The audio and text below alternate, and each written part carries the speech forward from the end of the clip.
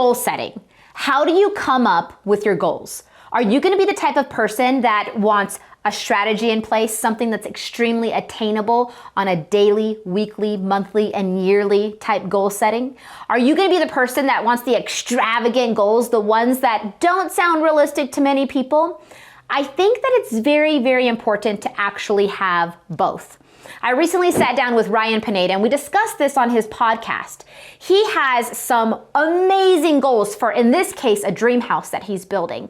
And I kind of get into the weeds a little bit about being a mother and needing to goal set with my children, being a leader of a real estate team and needing tangible, attainable goals so that my team feels successful at the end of the quarter or the week or the year. So check out this clip and tell me what you think. Yeah. So we were talking about this off camera. You know, you've already beat your goal and there's still 4 months to go. Yeah. Did I aim too low? Well, so this is always the chicken and the egg thing that comes with goal setting. You know, there's the popular saying, create smart goals, right? You have that motto, which is essentially like, hey, set a goal that like makes sense. You're going to do it in a certain amount of time. It's attainable, you know, whatever. And then you have the Grant Cardone method where it's like 10x that goal. Yeah. Whatever it is, right? Yeah. You want to do $1 million, do 10 million. Yeah. And it's like, well, I'm not going to do 10 million. It's just not going to happen. Yeah. Whatever, right? The thing though with his style is, well, yeah, you're probably not going to do 10, but instead of picking $1 million, you might end up doing 2. Yeah. Or 3 because you were striving for 10. I think so. I've done both. I'll be honest.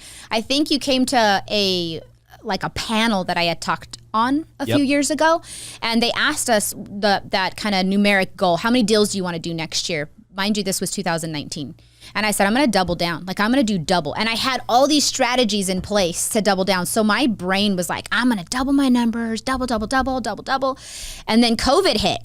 And like everything changed. And actually I stayed really busy. I did the exact same amount, like to the T, that I did in 2019 that I did in 2020, which I thought was a huge blessing, right. You know?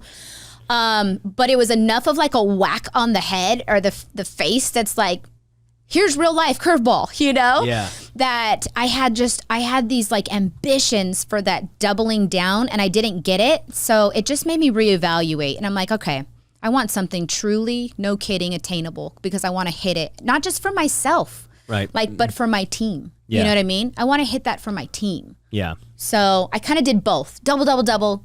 COVID hit, smacked me in the face a little bit. And I'm like, all right, now let me try to figure out something that's like truly attainable because that's a good feeling, you know? Yeah, I agree. Like, you know, I have weekly goals. Like I break my goals down from the year to the quarter to the month to the week to the day, right? And I think that helps me stay on track to hit whatever the big goal was. Yeah, it's not a good feeling when you're never hitting your goal because it's so high. So I think you do need to create like maybe the attainable goals and then just like some outrageous goal that like you're striving for.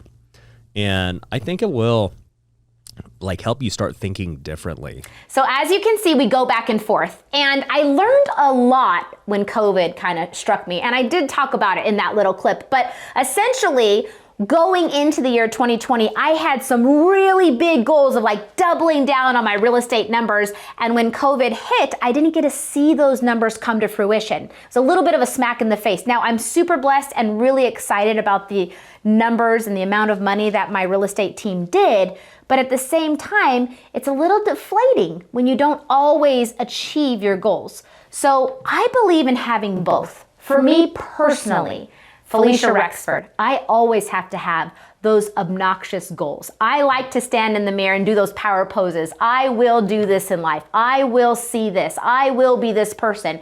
If we are not pushing those boundaries on those extraordinary, obnoxious goals, then you're staying in your comfort zone, right? And what do we preach? You have to step outside of your comfort zone to become something really, really special. So from a personal standpoint, I love those obnoxious goals. I love throwing into the universe that is something that I'm going to achieve. As a mother, talking to my children, I want something that's tangible for them. Or as a wife, talking to my husband as a financial partner, and we're breaking down savings goals or investment goals, those are something that I need to hit and feel tangible, because at the end of the year, I need to look back and I need to see that I achieved those. As a leader of my real estate team, same thing applies. I want them to meet their goals and hopefully even crush their goals quarterly and yearly. It's very important for people to feel that sense of achievement. So I guess this is a little bit of a trick question because my answer is both.